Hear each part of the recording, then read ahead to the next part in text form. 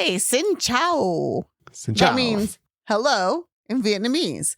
And we are heading back to Southeast Asia on this episode of Streets and Eats, and we're excited about it. This is episode 109. And yeah, we're just getting up there. We're just loving every minute of this. Yeah, it's been a lot of fun. We just to refresh your memory, we lived in Vietnam for about 10 months and we've traveled from bottom to top. We mostly spent our time in Ho Chi Minh City or Saigon and traveled all around the country, all the way up the northernmost border of China. And we really had a good time. So we didn't just, do Vietnam. We like to do other things because we're the type of travelers that are all over the place. So, we go to Europe, then we come back. We go to United States, and then we come back. So anyway, we're back. And this time, episode 109 is all about Phong Nha. Phong Nha, as our title has said, is hardcore. I think it's one of the most hardcore places to go to in Vietnam. Does that mean it's not worth it? No. No way. You're going to love it. So worth it. And you're going to find out why. Okay. Now, again, I get the trivia question. And I could have asked you about the length of the caves or where the longest caves are in the world. Phong Nha, by the way, is a cave system and also part of the national park there. And I could have done that, but those are numbers. And unless you actually know the numbers, you're never going to guess it. And it's kind of boring. So and didn't we hate those questions when we were in high school? Yes, we did. Yes, we did. So I went with something that's a little bit more broader, I guess, in terms of where we're talking about. It's definitely not specific to the Phong Nha area, but is specific to Vietnam. Good. Well, maybe I have a chance then. Yeah. Maybe not. Okay, so here we go. Before apps like Bumble and Tinder and eHarmony came around, those date finding apps. Okay, just so you know, Jim and I have been married 40 years. We haven't ever dated on any of those apps. We don't really know anything about dating. I didn't know anything about those apps, but yes, I know they exist. Okay. Anyway, before those came around, there was another kind of wave of popular ways to find dates in the States and maybe in other Western countries too. What was it? What was that popular way? And Speed where dating. Did it originate? Speed dating. Oh my God, I got to come up with better trivia questions. Yeah, it's speed dating. But where did it originate? Well, obviously somewhere in Vietnam. And why? I'm going to say speed dating must have originated this is what I think. I think it originated in probably Hanoi or Ho Chi Minh, because that's where people come out of the peasant villages and they need to get married so they can have more people work the fields and do whatever. Right. So I think speed dating may have originated like, look, I need a wife. How am I going to get a wife? Let's go meet a few of them. That's what I think. That's a pretty good guess. And you're kind of right, although not necessarily Ho Chi Minh or Hanoi, not the big cities. But it was the hill tribes, primarily in the north, that would have these big fairs and markets, kind of like the market we went to outside of Sapa, where they would specifically come in and have areas where they would do speed dating and get to meet people from other tribes. Because other than that, there's no way you're only going to come into contact with people in your hill tribe, which we all know where that's going to go. Well, if you think about it, that's not a new concept at all. I mean, they had that for Native Americans. They've had that all over the world. And it makes sense. You didn't want, everybody knew pretty obviously that inbreeding was a bad thing. Right. Except maybe in the Appalachians. And that's where a lot of... except for maybe European royals. Anyway. But yeah, and that's where a lot of times, like, you would have annual markets in different areas where everyone would come from the surrounding countryside and there would be a chance to meet other people. But these are specifically set up for dating as a way to meet other members of the opposite sex who you might be interested in dating and getting to know better and maybe even marrying at some point in time. And it was kind of like a speed dating type situation. Yeah. So that's kind of cool. Yeah, I think that your problem is that you give me too much lead in, and I know you too well, so I know exactly what to think. You practically read my mind anyway. I can read your mind. That's a given. Okay, now I don't know if they do speed dating from the villages around the Phong Nha area, but it's a possibility. Well, I I'll suppose. tell you it's what. pretty remote. It's pretty remote. And so, if you haven't listened to our last podcast, we talked a lot about how to get around Thailand. And yes, this is Vietnam, so it's another country. But anytime that you leave the big city, Yeah. It becomes a a challenge. And there might be direct ways to get there, and there might not. In Phong Nha, we had a huge discussion trying to figure out how What's the the best heck we were going to get there. Yeah. It was challenging. It was fun, And there are but it was options, challenging. and it's not undoable. All of the options would work. Taking a bus, taking an overnight bus, So taking a combination of train or plane and bus, or taking a taxi or a hired car. Those are all good options, and they will all work.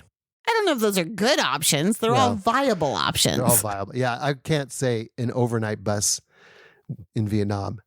Having never taken one, mind you. Yeah, because it sounds like a pure nightmare. But never appealed to me, even though it might be a cheap way of getting somewhere. This is what we've heard about overnight sleeper buses. They're cheap. Okay, that's good. But what do you get? Well, you get a bed where you can lay out flat. A chair that reclines. That's good. There is a toilet on board. That could be good. May or may not be unlocked. First of all, it might have to be working. And second of all, I mean, there's a lot of people on those buses.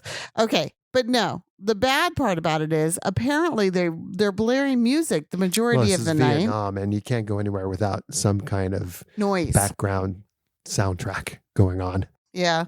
So and you're careening around hairpin turns on because Vietnam is extremely mountainous. And to get to Phong Nha, I mean, the whole thing is a cave system because it's mountainous. And their drivers are famous for breakneck speeds and bravery. So, I mean, you're welcome. If you're a backpacker and you're young and you're brave and you don't have as much gray hair as me, you go for it. And I will applaud you the whole way. I think that there's a certain element of fun involved because you're going to be with other backpackers, and it's like a whole community thing that can happen. It's not for me. It doesn't. Okay, so that was an easy one to check off. No, to. Even though the overnight bus actually is probably the most direct way to do it. Absolutely. Because it will take you right to Phong Nha. Right. That is actually the only direct way. Yeah. So we checked into flights. No, they don't fly to Phong Nha. So we checked into trains. No. Oh, nope. There's no trains to Phong Nha. Okay, so now it's starting to get a little bit So where do you fly harder into or train into to connect to a bus or something else? And it ended up being Dong Hoi was the best option. We know this because, yes, that is what we did. And that's how we did it. Actually, I think what we did was we flew into Dong Hoi, and there we actually, from our farm stay, they hired someone, a taxi, to come get us and bring us to the farm stay. And then on the way out, we also hired the taxi to take us to the train station, Mm-hmm. and then we took a train to go further. So we actually flew in and trained out, and it was very doable. However, it was I will not use the word easy. No. I don't think it was easy. Having it was your just hotel doable. Help you with your transportation from either the train station or the airport is a really good way to do it. It's going to be a little bit more than if you maybe hired a taxi right there. But then again, it might not be, because it can be a challenge to hire a taxi in Vietnam and haggle for a good price. Whereas have them do what you want them to do. Honest and doing what they should be doing, they're going to get you a good price already. Yeah. Which ours did. It was the best way for us to do it.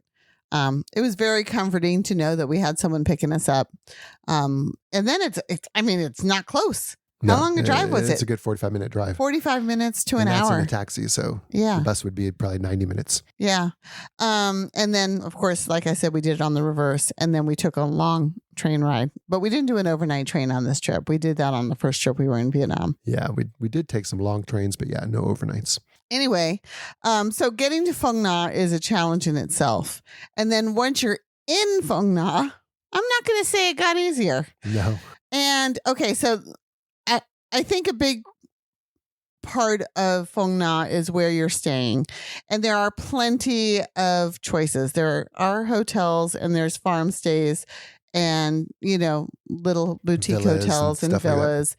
And we stayed at one who is an Australian man who's married to a Vietnamese woman. And they've run this hotel, this farm stay for, I forget how many years. Quite some time. And what was nice about it was it had a really nice mix of Western comfort and Vietnamese authenticity. Yeah, I think so too. It had a beautiful pool that was covered so that you weren't baking in the sun. Use it during the daytime. You could use it. The eating area was very comfortable. The menu was a good mix again of Western foods and Vietnamese foods. And once you've been traveling around for, a number of days in Vietnam, the occasional Western food is not a bad idea necessarily. They had good coffees. They had a nice bar. They had things going on, and they had many options as far as day tours and how to go about doing some of the stuff that hiring bikes were harder to do on your own. Motorbikes to take you to different places. They had a couple of free tours included. One was a sunrise walking tour through a village. And what was the other one? The other one was the sunset motorcycle ride. Was it free? Yeah, it was included. We did that one. We didn't do the sunrise one. An old rickety, I'm not even sure what make it was, motorcycle with a sidecar. I mean, this thing was old, very vintage. And you climbed in the sidecar. I climbed on the back behind the driver, and off we went all around the rice paddies and the farmland around there and a couple of villages, and everybody would stop and wave, and we'd wave. It was fun. It was a lot of fun. Good way to see the countryside. And it was free. It was part of the stay, so why not? Yeah. Where I think you kind of alluded to this, Phong Nha can be a challenging area to get around with transportation. In a lot of Vietnam, you can use the Grab app. You can open up your Grab app and say, okay, I'd like someone to pick me up here and take me here. And it's going to be a matter of minutes before someone's there to pick you up and take you there. And we thought you could do that there. And we found out differently. Kind of worked. We were able we tried to get a Grab from Phong Nha, where you get the tickets for the caves, right in the center of the village right there, out to the pub at the end of the road. Remember that? And the beer at the end of the road. And we did get a Grab driver, and he did come and pick us up, and he drove us out there. Well, he told us beforehand. In all fairness, he was very good. He was. We told him where he wanted, and he said no. I can't get you that far. He said, my car will not go out there. The only thing that can go out there are motorbikes. So you can rent a motorbike, or I can take you to this point. And then maybe you can get a motorbike from there. And then maybe you can get a motorbike from there. That's exactly what he said. And we were going to a beer pub. I mean, it wasn't that big a deal, but we had heard about this coldest beer in Vietnam thing out in the middle of nowhere, and we had thought that sounded adventurous. Sounds like fun. Well, we don't know if it is adventurous. We never made it to it. We never got there. Where he did take us was to the duck stop. Yeah, which is a whole story in itself. Yeah. And that was a lot of fun. And then he left us there. And then the owner of the duck stop actually had to take us back to our farm stay. And we paid him a Grab. What a Grab would have charged. Would have charged us. But it was. But the point was, no, you can't take Grabs around there. Not very easily. That's right. And they can't go everywhere. So why do you go to Phong Nha? Okay. Phong Nha, you're going to go there because of its natural beauty, because of its outdoors activities, kayaking, biking, trekking, camping. These are all things that you're going to want to do in this national park. The main draw, of course, is the cavern system. It's like one of the largest, actually the largest cavern system in the world. It's a UNESCO World Heritage Site. Yes. And these caverns are incredible. The stalagmites, stalactites, the formations inside the caverns. I mean, I've never seen anything like these before anywhere in the world. And they're massive. I mean, these things are ancient, and it's just incredible. It's just such a cool place to visit. And whether you go to one cave or two caves, whether you do day trips into the caves or you do trekking through the jungle and camping to some of the farther afield caves, you're just going to love the whole experience of it. So for the most part, the people that go here are pretty intrepid. Yeah. They're the ones who want to be challenged. They're the ones that love being out in nature. They're the ones that, a little bit of not being able to get someplace isn't going to really phase them. It's not going to bother them. And interestingly enough, though, since it is a World Heritage Site and the cave system is right there, there were a lot of older travelers. I mean, we're older, and families too. But I was surprised at how many people from around the world were there of all different ages because of its fame, because of the draw of this World Heritage Cave system, which is impressive, doesn't even come close. I mean, magnanimous, just wonderful. And while some of the caves are hard to get to, I mean, you really hard have to be hardcore to go explore some of these caves, and you have to go with a guide, and yeah, they're hardcore. But there's at least 2 or 3 caves that are very accessible to anybody and still incredible, mind-blowing, adventurous and well things. worth it. Yeah. So we stayed at this farm stay, and the first day, because we're those independent travelers, we're like, we're going to go to the Phong Nha cave. So they asked us, do you need anything? Do you want to book a tour? Do you want to do it this way? Do you want to do it that way? I don't even remember all the options. Then our answer was... there were options. The answer was, no. No, we can do it. We can do this all on our own. Famous last words. Well, we did do it. So the answer is we could. But anyway, we're like, well, we do need a ride to the cave. Yes. So they arranged that. So they arranged a ride for us. And they dropped us off. They brought us to the main kind of kiosk area where for Phong Nha, you're going to take a boat a couple of kilometers upriver and into the cave. And so that's the main area where you buy your tickets and you get the boat and everything else. And okay, so what we didn't know is you just can't rock up and buy a ticket for the boat for yourself and your spouse. Nope. No, it doesn't work that way. They don't have seats on a boat. You're not buying a seat on the boat. They have boats. That's you right. have to get the whole boat. You have to rent the whole boat. So a boat is and they not hold going to 12 leave. people. The boat's not going to leave the dock until it's been paid for, which at the time that we went was 550,000 dong. So about $20. Well, it's not that expensive. $22, something like that.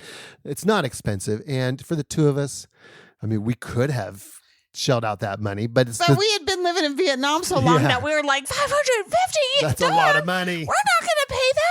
Now, anywhere else, we wouldn't have thought twice about it. But in Vietnam, we're like, no, we need people. And in fact, there was a family that had gotten there ahead of us that had 5 or 6 people in the family. I think there were only 7 of us total, so I think it was only 4. And then there was the other girl that hopped on. Okay.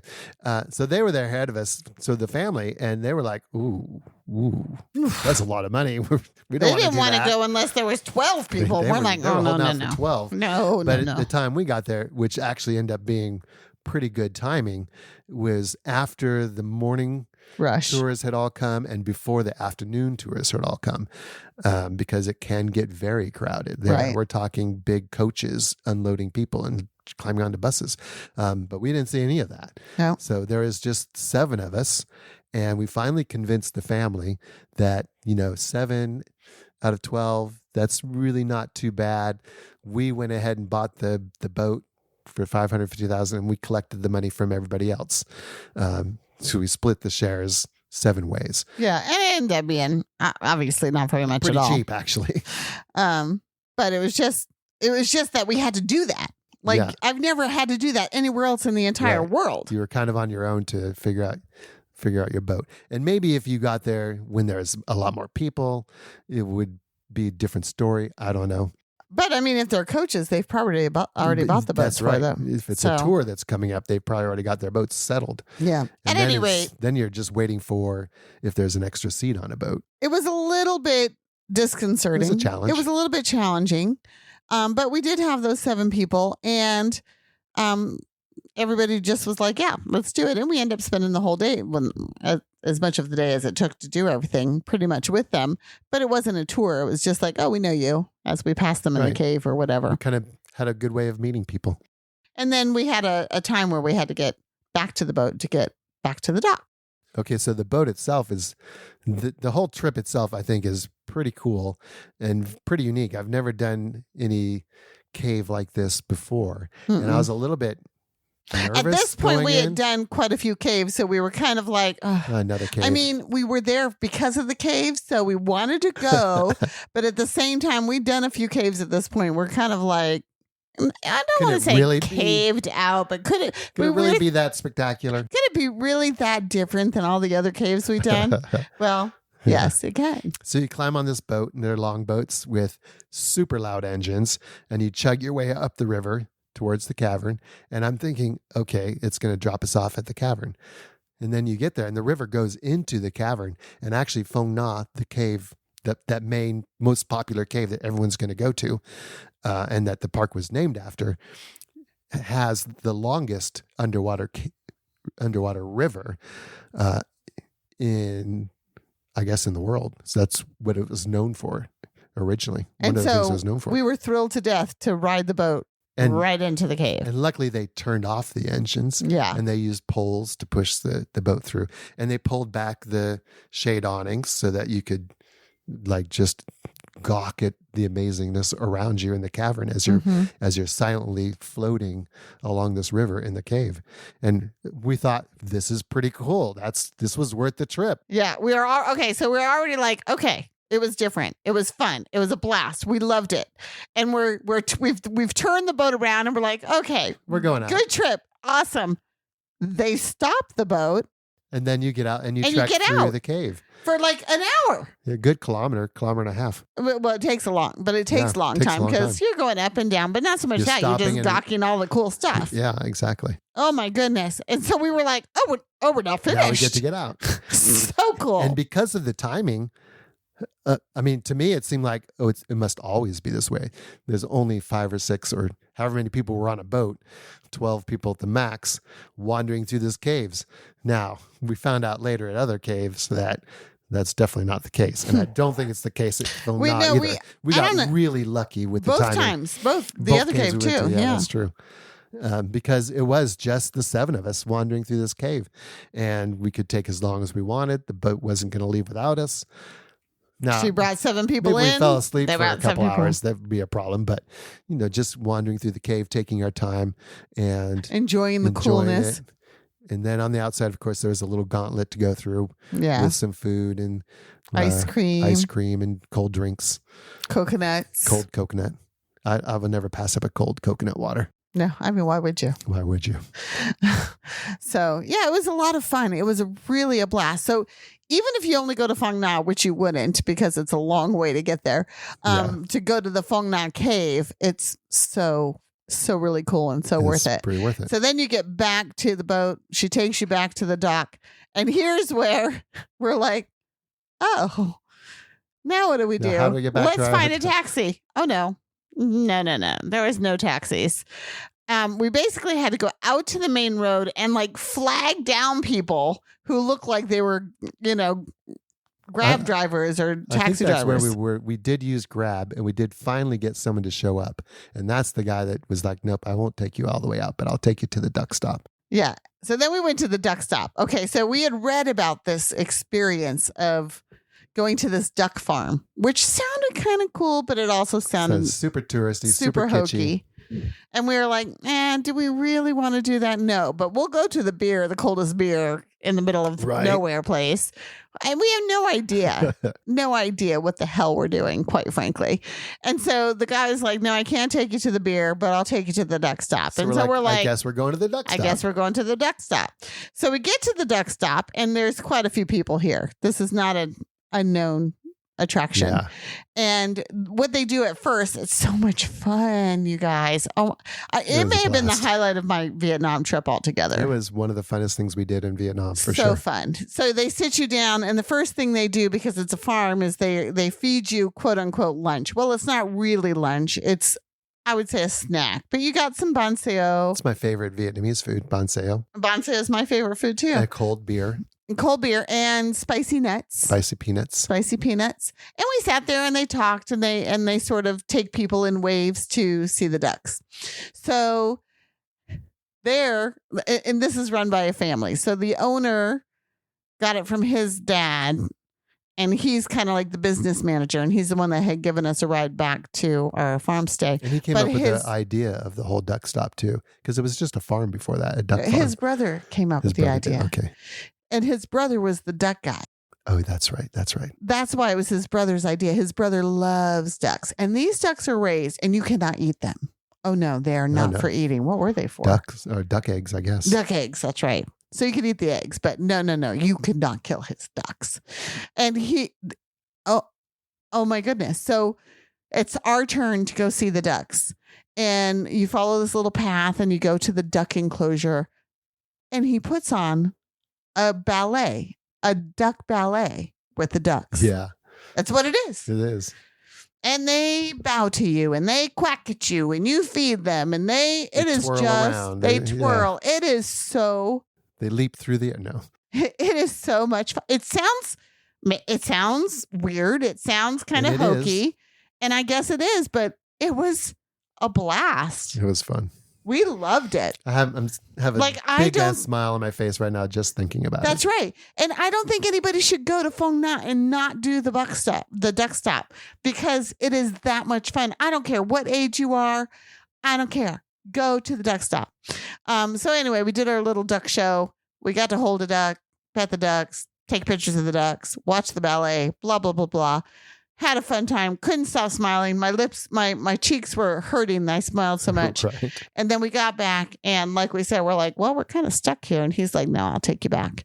And we got back to our farm stay, which, like we said before, was a perfect place for a sundowner. It had a beautiful dip in the pool. It had a pool, but it has this beautiful view over the rice fields, and the sunset was stunning. Beautiful. And then one of the dishes that you can order, they will cook it right there at the table. So of course we had to do that, because who doesn't want table service? It was a magical day. From everything from the boat ride to the duck stop to the sunset to dinner, it was a magical day. One of my most favorite days in all of our things that we've done in Vietnam. Yeah. And we weren't done yet. And the next day, we decided we would like to do a different cave, but also see more of the national park.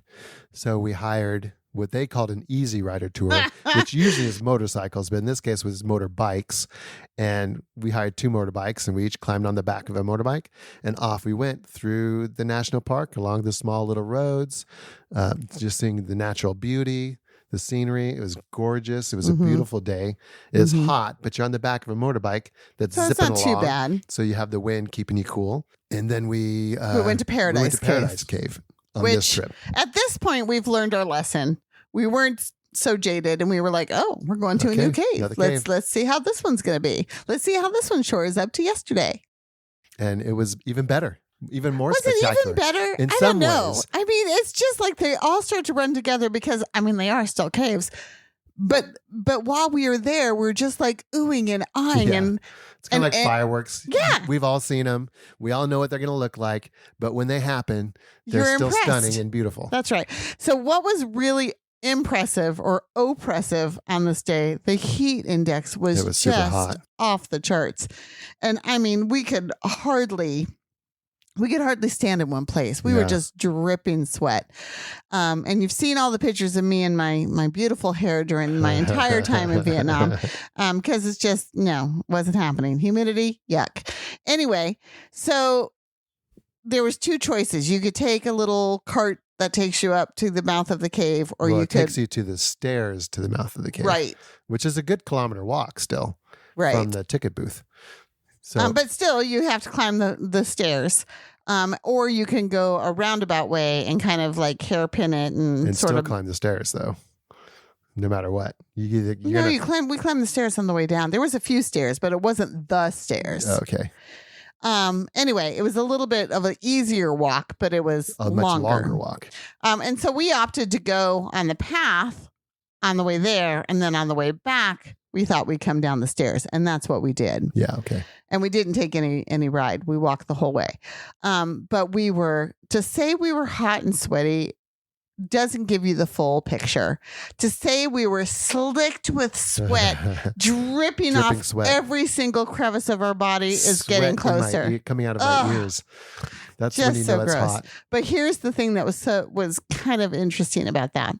So you get to where the cave is, and there's this you have to climb a few stairs, and then you see where there's some people, and there's high up on the side of a mountain. Yeah, and there's this platform that has a restaurant in it, and there's everybody sitting there, and they're trying to be cool, but it's nowhere. Nothing was cool. But right at the mouth of the cave, before you descended into it, that cool air came out, and it was like blasting away. I could have stayed there all day long. Air conditioning.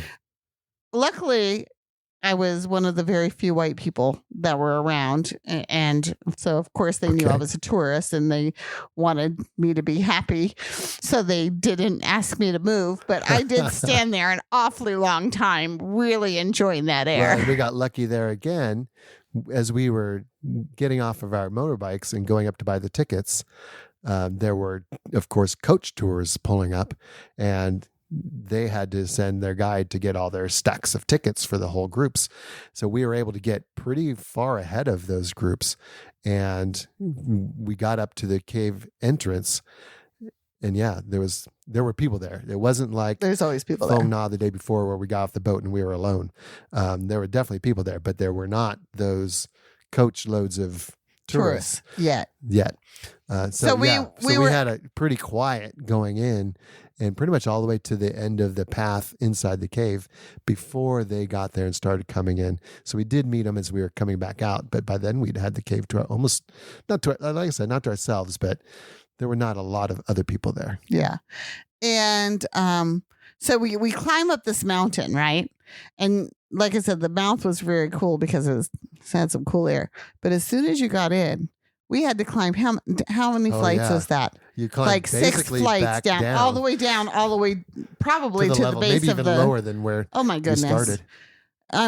I think we definitely got our workout that steps day. in that day. Yeah. Oof. And then you walk along the path that there's a few steps up and down. It's a boardwalk, yeah. Which is nice because it protects the formations and keeps people off them, but you can't quite explore as well as you could in other caves. And I do think, and this is why Jim said it was better, I'm sure. I do think in this cave we saw different types of formations that we had never seen before. For sure. I mean, there were stalactites and stalagmites, but there were, it's even hard to explain. I mean, just like can't. Really big ones, really small ones, whole wide rooms full of them. Just you name it. There were formations that were just formed along the floor of the cavern in ripples and pools that were really cool. Yeah. It was very cool. We enjoyed it tremendously. And then after we did that walk, we came back out. We got our snack. We went back to where we were meeting up the motorcycles. And it's funny because we must do things faster than most people because they were not ready for us to be there. We kind of had to search for our motorbike drivers, but we finally found them. And then did they take us to lunch? Nope. I don't know that there was food on that trip. I think it was just a half-day trip. And we did go to another cave, the dark cave. That was like, we could go there if we wanted to, and I think that's where we would have had lunch. Oh, yeah. We decided once we saw it, we weren't going there. Is if like you've an amusement been to park. Vietnam, you know what Vietnam can do as far as tourism goes, and that's where the dark cave had gone. It was, like an amusement park, water park type thing, which, I mean, if we didn't have a really nice, beautiful pool covered waiting for us at the hotel, it may have been a little bit more enticing. But the cave itself is small. You don't really see anything there. And other than that, it was just, touristy. And Yeah, were we weren't into it. We don't need to do that. So we did some more driving around. And one thing we had noticed on the day before when we went to Phong Nha on the boat is on this river. I mean, there was two sides of the river, of course, and the part of Phong Nha that you get off on is the opposite side as the town. So they have to have a way to get across the river, which of course is a ferry. And most of the people who are in that area driving anything are driving all motorbikes, whether you're a delivery person or whether you're going to work or whatever you're doing. Hauling pigs to market. Exactly. You're on a motorbike. You're on a motorbike. So the ferry is this tiny boat Rackety that holds like 3 motorbikes. Boat. Yeah. And we got to go across on one with 3 motorbikes. That's right. And we were thrilled to death because we had seen that, and that was a lot of fun. We went over a suspension bridge at one point. Again, just big enough for motorbikes. Yeah, or exactly. Pedestrians, I guess. Or pedestrians. And we just sort of tooted around on the backs of these motorbikes, having a really good time. And then we got back to our hotel, and like Jim said, we went swimming, and we had a nice afternoon drink and nice dinner. I think we had lunch in town at one of the places, and then they brought us back, as I recall. I don't remember. I remember we went and had pizza at someplace. Yeah, it was definitely unremarkable. Yeah, wasn't the big part of the day. The thing about Phong Nha, we talked a little bit about where to stay, and you can stay right there in Phong Nha. There's a couple of very small hotel, boutique type things, homestay type things. And there are a couple of restaurants there, but generally speaking, you really kind of want to be out a little bit, so you can be in the countryside. I think it doesn't matter if you're in the town or if you're out of the town. Basically, you're going to spend the most time at your farm stay or your villa. At your villa. So you want one that has something comfortable. Well, not just comfortable, but preferably with a pool because it is hot there. Well, that's what I mean by comfortable. Yeah. And ours was really nice. Our room was large. We had a great shower area. And I can't say enough good about it, quite frankly. Yeah, it's quite nice. I would definitely go back there for sure. So I think where we're getting at is, while it was a challenge to get to Phong Nha, and there were challenges in Phong Nha, I think that's why you go there, for the challenge itself. And I think that's why it's so memorable. Yeah. And it was memorable, and we really loved it. And I think that anybody who's planning a trip to Vietnam, through Vietnam, and you're looking for areas away from Hanoi, away from Hoi An. Okay, if you're the kind of traveler, and I can be this person, so I'm not denigrating anybody for it. Don't get me wrong, but if you're the kind of traveler that wants to wander around a cute little old town, have a coffee, and then go to eat a nice dinner, not the place for you. No, there's no shopping. There's no cute. I mean, there might be a cafe here and there, but no. And you're always going to get a good coffee anywhere in Vietnam. Anyway, yes, but this is hardcore traveling. Yeah, these are for the people who want to go, get into a cave system, who don't mind hiking, who don't mind sweating, who don't mind trying to figure out how to do things, and don't get turned off when it doesn't quite go to plan, because most of what we did really didn't quite go to plan. Did we have a great time? We had an absolute blast, but it didn't go to plan. And what I really like about Phong Nha is, in that whole area, is it can really adapt to a lot of different comfort levels and adventurousness levels. Is that a word? Whereas, like, you could roll up in a coach and do a couple of caverns and have an excellent time, or you can be a backpacker. I think if you do that, you would be in local transportation and do hiking in the woods with a guide. Yeah, if you do the full on tour thing, won't be as much of an experience for sure. It won't be, and I also don't think the food will be as good. Oh no, you're not, because I think you're going to get a hotel food restaurant kind of place where they're not really probably there not to even sell in the Phong food. Nha. It's going to be on the road back to wherever you came Dong from. Hai. Yeah, Dong Hai did have a mall. We went into the mall in Dong Hai. They had a nice cafe there. They did have some nice things in Dong Hai. For sure. We did spend a little bit of time there, not much, but a little bit. Yeah, and the big tours are not going to go to the duck stop. So nope, not you happening. got to get to the duck stop. So don't do it on a big tour. But do Phong Nha. It's going to be an excellent time and well worth the challenge of getting there. Yeah, we loved it. All right. Thanks for listening to this episode of Streets and Eats. If you liked what you heard, please show us some love, hit the like button, and leave us a review. Maybe even subscribe so you don't miss any future podcasts. Also, we'd love it if you joined us on our Facebook private group, Streets and Eats, where we just have an ongoing conversation about all things travel. Ciao for now.